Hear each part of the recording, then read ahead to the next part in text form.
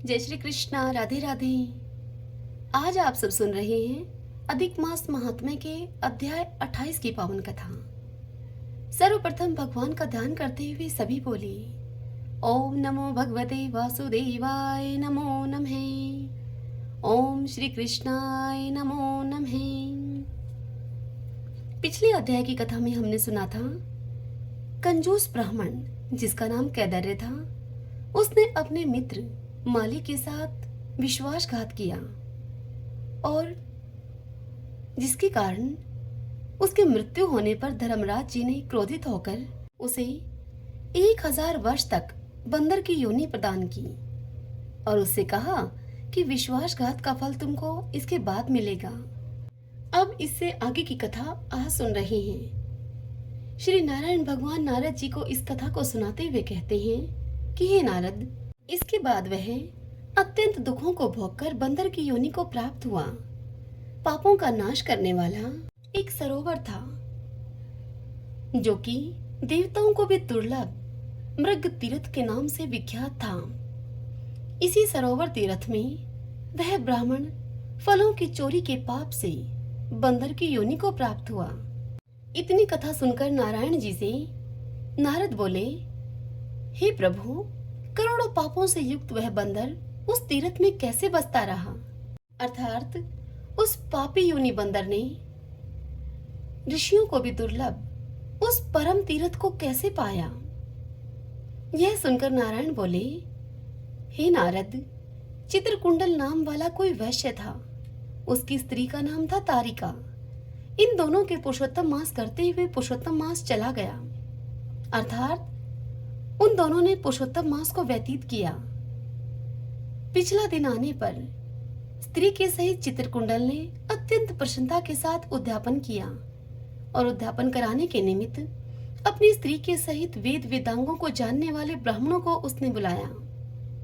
हे नारद, वहां धन के लोभ से वह कैदर्य ब्राह्मण भी आ पहुंचा। जब उद्यापन की विधि समाप्त हो गई, तब पुरुषोत्तम मास का सेवन करने वाले उस चित्रकुंडल वैश्य ने उन सभी स्त्री सहित ब्राह्मणों को अत्यधिक दान देकर प्रसन्न किया। उस वैश्य के द्वारा दी हुई बहुत सी दक्षिणा से ब्राह्मण अति ही प्रसन्न होकर अपने अपने घर को चले गए। परंतु अत्यंत लोभी वह कैदर्य ब्राह्मण रोता हुआ उस वैश्य के आगे खड़ा हो गया और विनय से नरम होकर अति ही गदगद वाणी से उसने उस चित्रकुंडल नामक वैश्य को कहा, हे चित्रकुंडल, वैश्यों के पति, आप इस समय कृतार्थ हो जो कि आपने पुरुषोत्तम सेवन किया। ब्राह्मणों को आपने बहुत सा धन दिया, किंतु मुझ भाग्यहीन को आपने धन क्यों नहीं दिया? क्यों कुछ नहीं दिया मुझे आपने?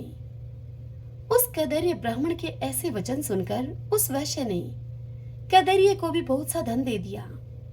उस ब्राह्मण ने उस धन को लेकर पृथ्वी में गाड़ दिया और वहां पर उस कैदर्य ब्राह्मण ने धन के लोभ में पुरुषोत्तम मास की स्तुति की।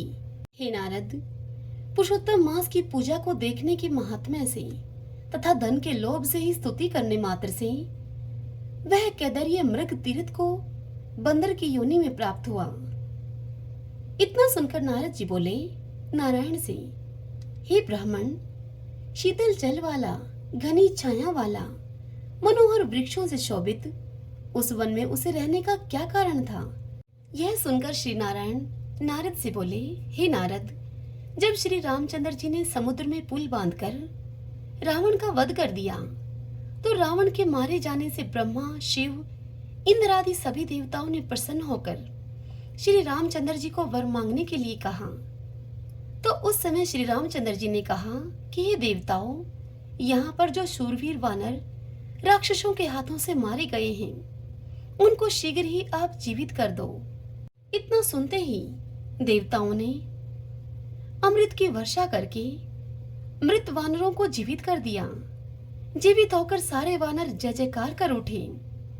फिर श्री रामचंद्र जी ने विमान में बैठकर जीवन दान मिले हुए विमान के चारों ओर खड़े हुए वानरों से कहा कि जहां जहां पर मेरे ये बहुत काल तक जीवित रहने वाले वानर बसेंगे, वहां वहां पर पुष्प और फल वाले वृक्ष हो जाएंगे, नदी मीठे जल वाली हो जाएगी। शीतल सुंदर सरोवर होंगे। मेरी आज्ञा से तुम सब जाओ, तुमको कोई नहीं रोकेगा। हे मुनि नारद, फिर वह वानर पर्वत जैसा बढ़कर बहुत सी भूख और प्यास से युक्त होकर लोभी होकर वन में विचरने लगा। जन्म से ही उसके मुख में पित्त की पीड़ा थी। उस पीड़ा से दिन रात उसके मुख से रुधिर बहा करता था। वह अत्यंत पीड़ा युक्त होकर कुछ भी खा पी नहीं सकता था। वह वानर चपलता व श्रेष्ठ फलों को तोड़ता और मुख से निकट ले जाकर बहुत से फलों को वह फेंक देता, क्योंकि मुख में पित्त की पीड़ा होने के कारण वह कुछ भी खा पी नहीं सकता था, परंतु इसकी इच्छा शक्ति होती थी खाने की। इसलिए इस प्रकार से नित्य प्रति निराहार करते हुए दैव योग से पुरुषोत्तम मास आ गया। उस मास में भी वह वानर उसी तरह से शीत वायु आदि से पीड़ित रहा। किसी समय कृष्ण पक्ष में गहन वन में विचरता हुआ वह वानर प्यासा अमृत जैसे कुंड के जल को पीने को समर्थ नहीं हुआ, परंतु भूख से व्याकुल होकर चपलतावश वृक्ष के ऊपर चढ़ गया। एक वृक्ष से दूसरे वृक्ष पर जाता हुआ वह कुंड में गिर पड़ा और फिर 5 दिन तक वह उसी कुंड में गिरा पड़ा रहा और 5 दिन बाद उसकी मृत्यु हो गई। तभी वहां पर एक विमान आया। उस विमान में सुंदर और नाचती हुई अप्सराएं थी। सुंदर गाते हुए किन्नरों और गंधर्वों से वह विमान सुशोभित था।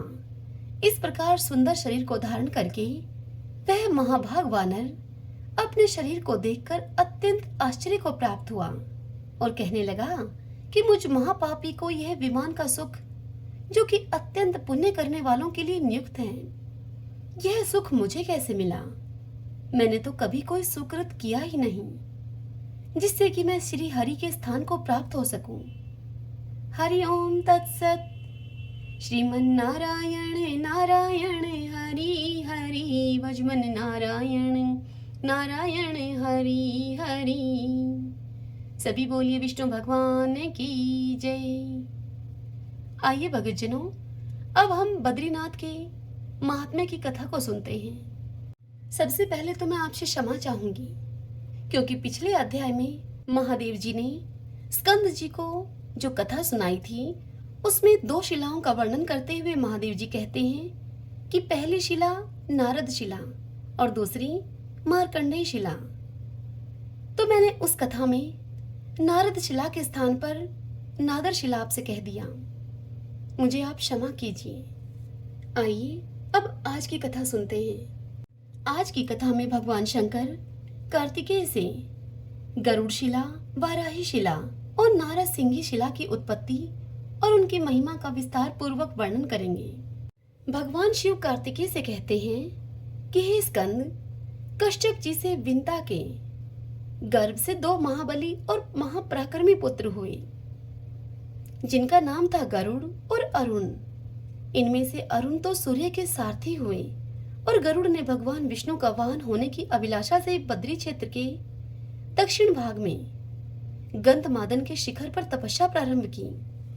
वे फल मूल और जल का आहार करते, द्वंद्वों को धैर्य पूर्वक सहते और जप करने वालों में सर्वश्रेष्ठ होकर एक पैर से पृथ्वी पर खड़े होकर जप करते थे। भगवान के दर्शन की लालसा से उन्होंने बहुत वर्षों तक तपस्या की। तब साक्षात भगवान विष्णु पीतांबर धारण करके अपने शंख, चक्र आदि आयुधों से युक्त होकर पूर्व दिशा में उदित होने वाले पूर्ण चंद्रमा की भांति गरुड़ के सामने प्रकट हुए और मेघ के समान गंभीर शब्द करते हुए उनसे बोले। फिर भी गरुड़ की बाह्य वृत्ति नहीं हुई। तब उन्होंने अर्थात भगवान विष्णु ने अपना श्रेष्ठ शंख बजाया, पर उससे भी तपस्या में लीन महात्मा गरुड़ का ध्यान नहीं टूटा। तब भगवान श्वास के साथ गरुड़ के भीतर प्रवेश करके उनमें बहिर्मुख वृत्ति पैदा करते हुए पुनः बाहर आकर प्रकट हो गए। उस समय भगवान विष्णु को अपने सामने देखकर गरुड़ निर्भय हो गए।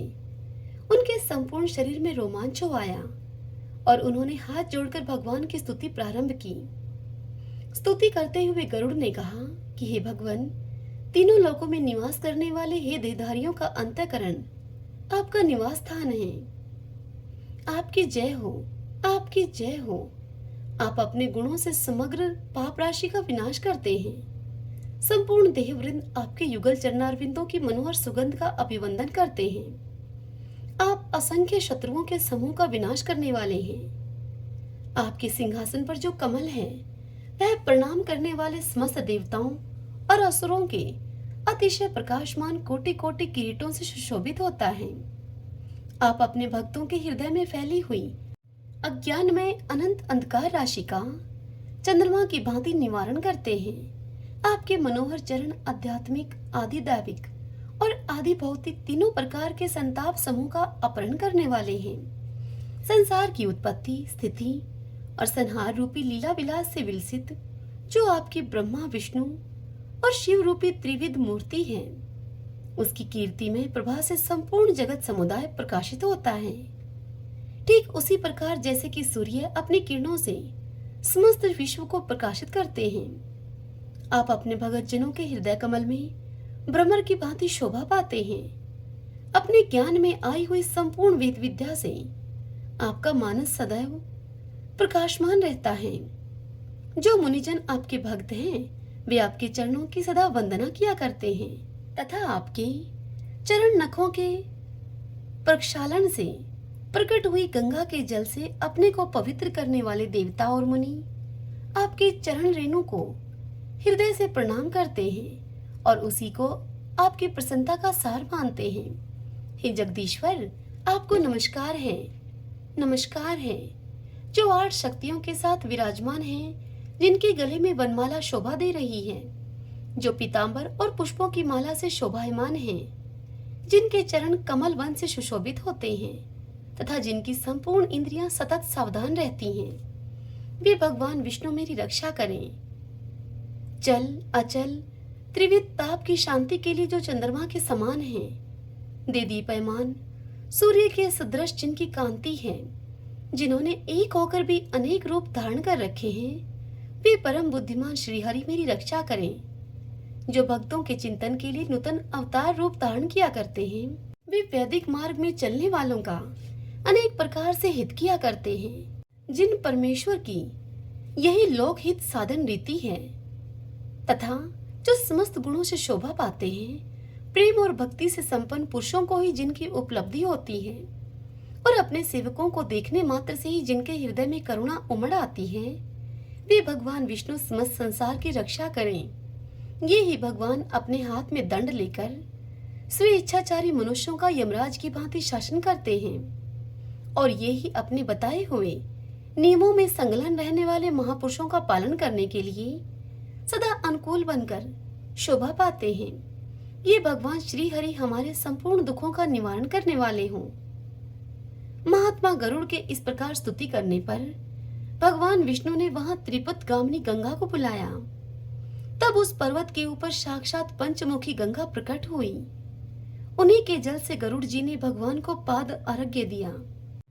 फिर वर मांगने के लिए भगवान के प्रेरित करने पर गरुड़ जी ने भगवान से कहा कि हे भगवान, मैं एकमात्र आपका वाहन हूँ और आपके प्रसाद से देवता और दैत्यों में से कोई भी बल, वीर्य एवं पराक्रम के द्वारा मुझे जीत न सके।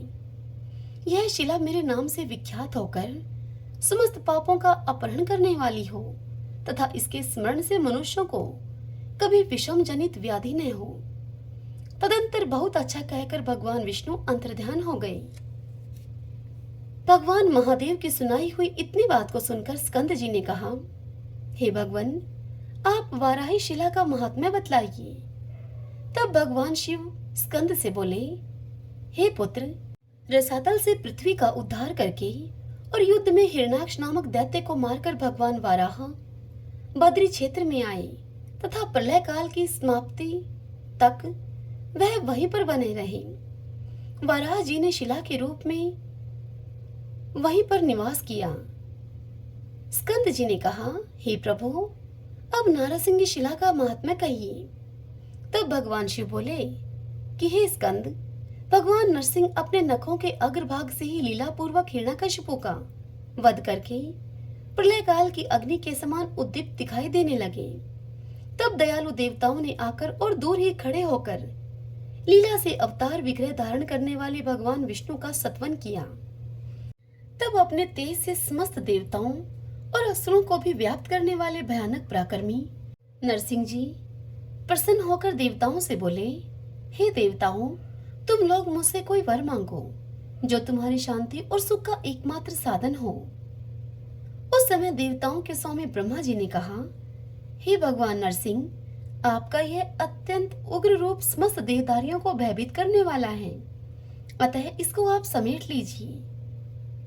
ब्रह्मा जी की इस प्रार्थना के अनुसार दिव्य रूप धारण करके भगवान ने फिर कहा, हे देवताओं, मैं तुम पर प्रसन्न हूँ, बोलो तुम्हारा कौन सा कार्य करूं।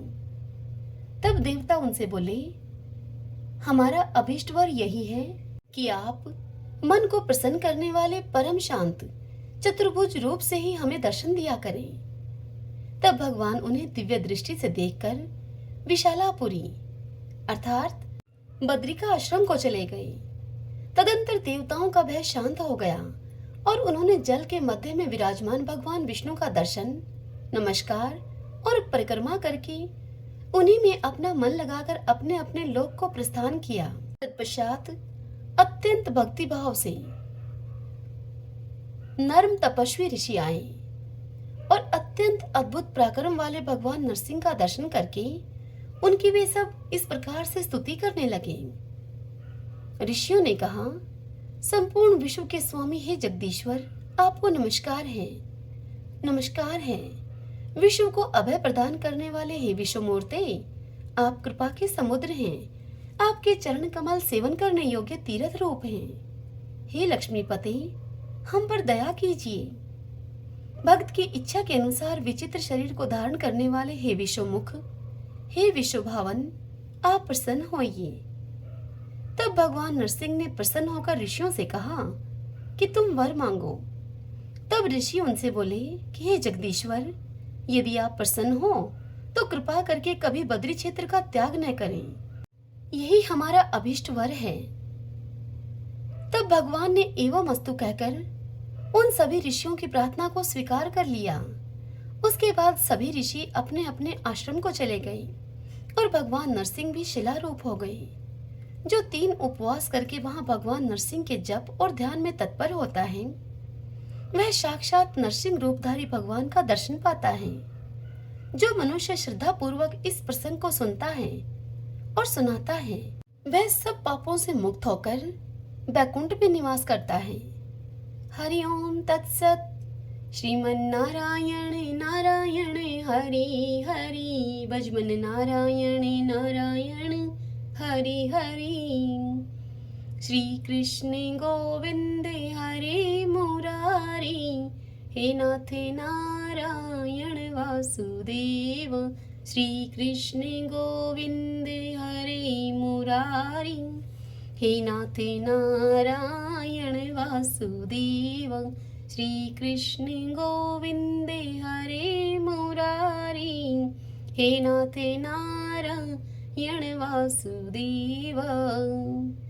सभी बोलिए विष्णु भगवान की जय। ओम श्री कृष्णाय नमो नमः। आशा करती हूँ आज की यह कथा आपको पसंद आई होगी। हरे कृष्णा।